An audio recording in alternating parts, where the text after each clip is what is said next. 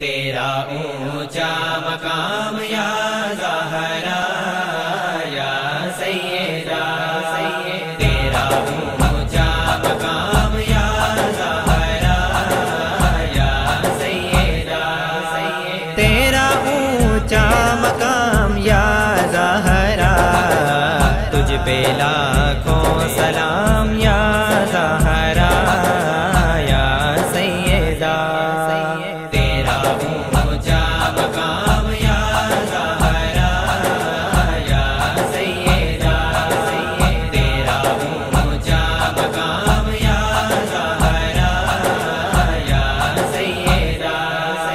सब रसूलों की और नबियों के,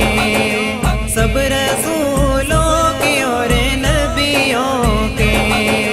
सब रसूलों की और नबियों के, तेरे बाबा इमाम या ज़हरा या सैयदा, तेरा ऊंचा मकाम या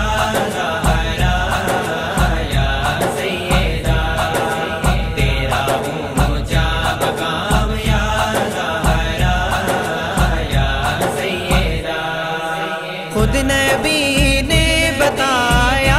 है तेरा, खुद नबी ने बताया है तेरा, खुद नबी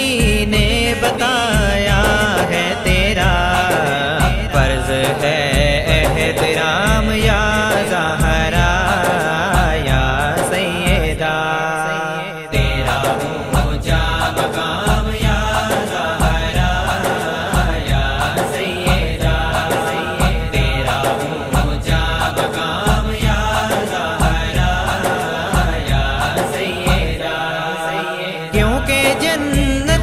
एक कली है तू, क्योंकि जन्नत की एक कली है तू,